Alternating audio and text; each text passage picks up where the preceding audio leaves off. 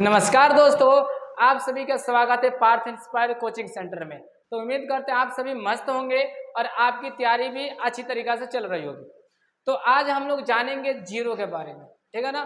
Zero के बारे में लोगों का अलग अलग तथ्य रहा है, लोगों की अलग अलग मेंटेलिटी रही है। तो थोड़ा आज हम लोग इसके बारे में विस्तार से अध्ययन करेंगे कि जीरो क्या होता है, ठीक है ना। जीरो क्या होता है, जीरो का आविष्कार किसने किया था, जीरो का आविष्कार कब किया गया था, ठीक है। जीरो का इतिहास क्या रहा, जीरो क्या है, ठीक है। आज इन सब तथ्यों के बारे में हम लोग विस्तार से अध्ययन करेंगे, ठीक है ना। ध्यान से देखिए, कहा गया है कि जीरो एक गणितीय अंक है। जीरो को एक हम लोग अंक मानते हैं, और ये किसका अंक मानते हैं, तो गणितीय अंक मानते हैं। इसको हम लोग ज्यादातर गणित के गणित में इसका ज्यादातर हम लोग उपयोग किया करते हैं, इसलिए इसे गणितीय अंक कहा जाता है। ध्यान से सुनिए, जिसे गणित की भाषा में जीरो लिखा जाता है। जीरो को सूचित करने के लिए हम लोग किसका उपयोग करते हैं, किस सिंबल का उपयोग करते हैं, तो ऐसे सिंबल का उपयोग करते हैं। ये क्या है बाबू, ये हमारा जीरो है, ठीक है ना। ये जीरो का सिंबल होता है। ध्यान से देखिए, कहा गया है कि जिससे सामान्य भाषा में कहा जाए तो यह एक संख्या है। जीरो एक क्या होता है, संख्या। लेकिन जीरो का अपना कुछ वैल्यू नहीं होता, जीरो का अपना मान ही नहीं होता। जीरो बोले तो कुछ नहीं, जीरो बोले तो कुछ नहीं, जीरो का कुछ मान ही नहीं होता। लेकिन जीरो किसी संख्या के साथ जुड़ जाता है तो उसके मान में परिवर्तन ला देता है। अब कहिएगा कि सर कहीं पे जुड़ जाएगा तो मान में परिवर्तन आ जाएगा क्या, तो नहीं, इसमें भी कंडीशन होता है। जैसे कि यहाँ पर हम लिख दिए बाबू एक, ठीक है ना। और एक के अगर हम लोग बाएं तरफ यहाँ पर अगर हम लोग जीरो लिख दे तो इसके मान में कोई परिवर्तन नहीं होगा, इसके मान में कोई परिवर्तन नहीं होगा। ये इसको क्या पढ़ा जाएगा, इसको एक ही पढ़ा जाएगा, इसके मान में कोई परिवर्तन नहीं होगा। लेकिन यही जीरो एक के पीछे लगा दे यहाँ पर तो इसके मान को एकदम 10 गुना क्या कर देगा बाबू, बढ़ा देगा। बात समझ में आया ना। तो जीरो का अपना कुछ वास्तविक मान नहीं होते, लेकिन ये संख्या के पीछे लग जाता है तो उसके मान को 10 गुना यह क्या कर देता है, बढ़ा देता है। उम्मीद करते हैं समझ में आया होगा। आगे देखिए, दिया है कि जीरो का कोई मान नहीं होता, लेकिन यदि किसी संख्या के साथ पीछे लग जाए तो उसके मान 10 गुना बढ़ा देता है। जैसे ध्यान से सुनिए, अगर एक के पीछे जीरो लगा दिया जाए तो क्या बना देगा, 10 बना देगा। एक के पीछे लगाया जाएगा तो क्या बनाएगा, 10 बनाएगा। 10 के पीछे लगाएंगे तो 100 बनाएगा। 100 के पीछे लगाएंगे तो 1000 बनाएगा। और 1000 के पीछे लगाएंगे तो उस संख्या का मान 10,000 कर देगा। समझ में है ना। तो इस प्रकार जो जीरो होता है किसी भी संख्या का वो 10 गुना कर दे जाता है। समझ में आया कि नहीं आया, उम्मीद करते हैं आ गया होगा। आगे देखिए, कह रहा है लेकिन यदि जीरो किसी संख्या के आगे लगा दिया जाए तो उसके मान में कोई परिवर्तन नहीं होता। जैसे यहाँ पे देखिए 9 के आगे जीरो, 9 के आगे जीरो लगा दिए तो इसके मान में कोई परिवर्तन हुआ, नहीं हुआ। 99 के आगे जीरो लगा दिए तो कोई परिवर्तन हुआ, नहीं हुआ। तो कभी भी मान चेंज करने का कार्य जीरो कब करेगा, जब किसी संख्या के पीछे उसको लगाएंगे, ऐड करेंगे, ठीक है ना। आगे देखिए, आगे दिया है बाबू कि कह रहा है कि किसी भी वास्तविक संख्या को शून्य से जोड़ने पर वापस वही संख्या प्राप्त होता है। अब कह रहा है कि जीरो एडिशन, क्या कर रहा है बाबू, जीरो एडिशन, जीरो का जोड़, ठीक है ना। जीरो एडिशन यानी कि किसी भी संख्या में हम लोग जीरो को जोड़ देते हैं, ठीक है ना, तो उसके मान में कोई परिवर्तन नहीं आता। जैसे कि 9 में जीरो को जोड़े तो क्या आ गया बाबू, 9 आ गया। 10 में जीरो को जोड़े तो 10 आ गया। 99 में जीरो को जोड़े तो 99 आ गया। और 1000 में जीरो को जोड़े तो 1000, यानी कि मान में कोई परिवर्तन, मान में कोई परिवर्तन नहीं हुआ, मान में कोई परिवर्तन नहीं हुआ। समझ में है ना। यानी कि जीरो को किसी भी संख्या के साथ जोड़ा जाएगा तो उसके मान में कोई परिवर्तन नहीं होगा, इस बात को याद रखना है। आगे देखिए, कह रहा है कि किसी भी वास्तविक संख्या को शून्य से जोड़ने पर वापस वही संख्या मिलेगा। ये तो तथ्य बता दिया ना कि किसी भी संख्या में जीरो को जोड़ दिया जाएगा तो क्या होगा, वही संख्या मिलेगा, ठीक है ना। डबल पेज हो गया, कोई बात नहीं। आगे कह रहा है कि किसी वास्तविक संख्या के घटाने पर वापस वही संख्या, यानी कि कोई वास्तविक संख्या, कोई रियल नंबर हो गया, उसमें हम लोग जीरो को अगर सब्ट्रैक्ट कर देते हैं, घटा देते हैं, तो उसके मान में कोई परिवर्तन नहीं होगा। जैसे कि देखिए 9 में से 0 घटा है तो 9 हो गया, 10 में से 0 घटा है तो 10, 99 में से 0 घटा है तो 99, यानी कि संख्या में कोई परिवर्तन नहीं हुआ। ठीक है ना।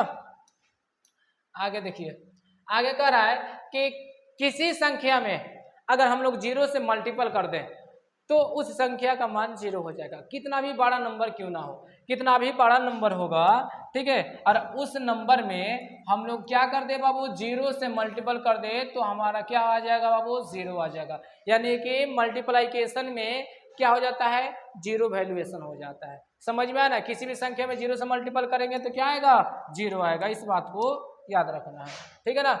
अगला बात यह है कि अगर कोई संख्या है, उस संख्या में हम लोग 0 से डिवाइड कर दें, 0 से भाग दे दें, तो क्या आएगा। तो देखो बाबू, किसी भी संख्या में जब हम लोग 0 से भाग देते हैं तो क्या आता है, इन्फिनाइट आता है, ठीक है ना। किसी भी संख्या में 0 से भाग देने पर क्या आता है, इन्फिनाइट आता है, ठीक है ना, अनंत। इसको हम लोग हिंदी में क्या बोलते हैं बाबू, अनंत बोलते हैं, अनंत आता है, ठीक है ना। तो ये तथ्य याद रखना है कि किसी भी संख्या में 0 से भाग देने पर क्या आता है बाबू, तो अनंत आता है। अब देखिए, अब हम लोग जानेंगे कि शून्य का आविष्कार किसने किया था, ठीक है ना। हमारे समाज में ना अलग अलग लोगों की अलग अलग जैसे कि ऐसे मनोभावना होती है, ठीक है ना, कि गणित का निर्माण ये किए, 0 का निर्माण ये किया, ठीक है ना। तो इसमें हम लोग जानेंगे कि शून्य का असली आविष्कारक कौन है, ठीक है ना। ऐसे हम लोग को बचपन में भी हम लोग को सुनने को मिला है कि जो आर्यभट्ट हैं वो 0 का आविष्कार किए थे, ठीक है ना, निर्माण किए थे। क्या उससे पहले 0 का निर्माण नहीं हुआ था, क्या हुआ था बाबू, ध्यान से सुनो। 0 का उपयोग पुरातन सभ्यता से चलते आ रहे, यानी कि 0 जो था ना, इसको लोग क्या करते थे, अलग अलग वस्तुओं को सूचित करने के लिए 0 का उपयोग किया करते थे, ठीक है ना। तो ध्यान से सुनिए, कह रहा है कि शून्य के आविष्कार का मुख्य श्रेय विद्वान ब्रह्मगुप्त को जाता है।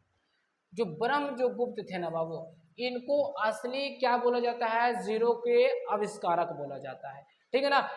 इन्होंने ही क्या किए थे बाबू, 0 का मूल रूप से आविष्कार किए थे, खोज किए थे, क्योंकि इन्होंने ही शुरुआत में शून्य के सिद्धांतों का प्रतिपादन किया था। कहा गया है कि जो 0 है, जो शून्य है, शून्य का उपयोग तो आदिकाल से किया जा रहा है, पुरातन सभ्यता से किया जा रहा है। लोग इसका उपयोग किसी चीज को सूचित करने के लिए किया करते थे, ठीक है ना। किसी चीज को सूचित करने के लिए 0 का उपयोग किया जाता था, लेकिन कोई 0 से संबंधित कोई तथ्य नहीं दिया, कोई सिद्धांत नहीं दिया, इसलिए उन लोगों को 0 का आविष्कारक नहीं कहा जाता है। फिर हमारे आए कौन, ब्रह्मगुप्त आए, तो इन्होंने क्या किया, 0 से रिलेटेड, 0 से संबंधित सिद्धांत का प्रतिपादन किए, इसलिए इन्हें यानी कि ब्रह्मगुप्त को क्या बोला जाता है, 0 का आविष्कारक कहा जाता है। उम्मीद करते हैं बात समझ में आया होगा। आगे कहा गया है कि ब्रह्मगुप्त से पहले भारत के महान गणितज्ञ और ज्योतिषी आर्यभट्ट ने शून्य का प्रयोग किया था। देखिए ध्यान से सुनिए, यानी कि ब्रह्मगुप्त के पहले भारत के एक महान वैज्ञानिक, ज्योतिष, इसको वैज्ञानिक बोल सकते हैं, ठीक है ना, गणितज्ञ थे, गणित के क्षेत्र में ये महान थे, ठीक है ना, और ज्योतिषी, जिनका नाम क्या है बाबू, आर्यभट्ट। कौन थे बाबू, आर्यभट्ट। इन्होंने गणित में बहुत ज्यादा योगदान दिए हैं, ठीक है ना। तो इन्होंने 0 का उपयोग किए थे, किनके पहले, ब्रह्मगुप्त का पहले। लेकिन जो आर्यभट्ट थे उन्होंने 0 के सिद्धांत नहीं दिए, ये तो उपयोग कर दिए कि सर ये 0 होता है, 0 का मान ऐसे होता है, 0 के साथ किसी को लगाने पर इसका मान में परिवर्तन हो जाता है, लेकिन उससे बहुत सारे सिद्धांत ये नहीं दिए थे, इसलिए इन्हें असली आविष्कारक नहीं माना जाता है। समझ में आया। आगे दिया गया है, आर्यभट्ट को भी शून्य का जनक मानते थे, लेकिन सिद्धांत ना देने के कारण उन्हें शून्य का मुख्य आविष्कारक नहीं माना जाता। शुरू में यानी कि ब्रह्मगुप्त से पहले आर्यभट्ट तो 0 का उपयोग किए थे, लेकिन सिद्धांत नहीं देने के कारण इन्हें मूल रूप से 0 का आविष्कारक नहीं माना जाता, ठीक है ना। उम्मीद करते हैं बात समझ में आया होगा। आगे कहा गया है 0 का आविष्कार कब हुआ, ध्यान से सुनिए। 0 का उपयोग तो पुरातन सभ्यता से चलते आ रहा है, तो इसमें बताना जरूरी नहीं है, ठीक है ना, कि कब, इसका मूल ओरिजिन हम लोग बता ही नहीं सकते कि कब कब से ये स्टार्ट हुआ, लेकिन जब इसका सिद्धांत का प्रतिपादन किया गया तभी से हम लोग मान जाते हैं कि जीरो का आविष्कार उसी समय से हुआ। ध्यान से सुनिए, कह रहा है कि जीरो का आविष्कार कब हुआ। जीरो के आविष्कार के बहुत समय पहले से ही कई प्रतीकों का स्थान धारक के रूप में उपयोग किया जाता रहा था। ठीक है ना। जैसे यहाँ पे अगर देखें हम लोग तो ये हमारे आर्यभट्ट हैं, ठीक है, जो महान गणितज्ञ और ज्योतिषी हैं, और ये भी हमारे महान गणितज्ञ और ज्योतिषी हैं जिनका नाम है ब्रह्मगुप्त। ठीक है ना, ये दोनों हमारे हैं। इन्हें हम लोग जीरो का असली आविष्कारक मानते हैं और आर्यभट्ट को हम लोग जीरो का आविष्कारक नहीं मानते हैं। ठीक है ना। आगे ध्यान से सुनिए, कहा गया है कि ऐसे में यह पक्का तो नहीं कहा जा सकता कि शून्य का आविष्कार कब हुआ था।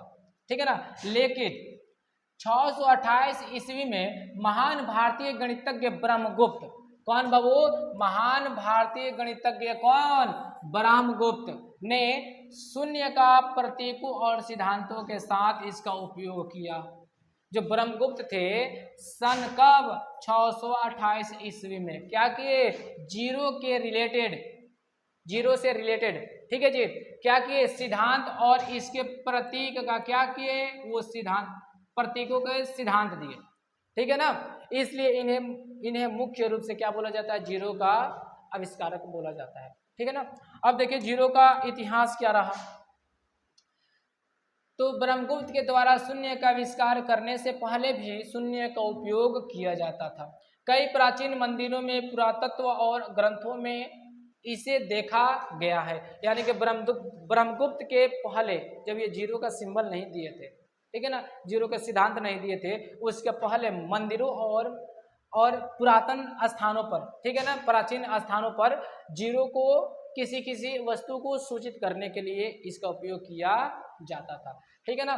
कहा गया है कि ये कहा नहीं जा सकता कि जीरो का आविष्कार कब हुआ और इसका प्रयोग कब से हो रहा है, लेकिन यह निश्चित रूप से कहा जा सकता है कि यह भारत की ही क्या है, देन है। ठीक है ना। जब इसका सिद्धांत का प्रतिपादन किया गया था, इसे हम लोग मान लेते हैं कि 628 ईस्वी में जीरो का निर्माण हुआ, लेकिन उससे पहले भी जीरो का उपयोग किया जाता था। लेकिन बोला जाए कि जीरो का आविष्कार सबसे पहले कौन सा देश किया, तो इसमें सबसे पहले हमारा देश आएगा, भारत। ठीक है ना। भारत से ही जीरो का क्या हुआ, उद्गम स्थान हुआ। ठीक है ना, भारत से ही ये क्या हुआ, इसका निर्माण हुआ। ठीक है ना। आगे देखिए कह रहा है कि जीरो एक संस्कृत शब्द है जिसे भारत में शून्य कहा जाता है। जीरो की परिभाषा सबसे पहले 628 ईस्वी में भारतीय गणितज्ञ ब्रह्मगुप्त ने दी थी। यानी कि भारतीय जो वैज्ञानिक थे, गणितज्ञ थे, ठीक है ना, जिनका नाम है ब्रह्मगुप्त, इन्होंने ही सर्वप्रथम 628 ईस्वी में, कब बाबू, 628 ईस्वी में जीरो का परिभाषा दिए, जीरो का उपयोग बताएं। ठीक है ना। इसके बाद यह भारत में विकसित हुआ और इसके बाद 8वीं शताब्दी शून्य अरबों की सभ्यता में पहुंचा। कब, कहाँ पहुंचा बाबू, अरबों के सभ्यता में कब पहुंचा बाबू, तो 8वीं शताब्दी में। कब पहुंचा, 8वीं शताब्दी में, और इसे पूरे विश्व के लोग जान गए। ठीक है। उम्मीद करते हैं आप सभी इस वीडियो को अच्छी तरीके से समझे होंगे, और मिलते हैं नेक्स्ट वीडियो में नई तथ्यों के साथ। तब तक के लिए जय हिंद।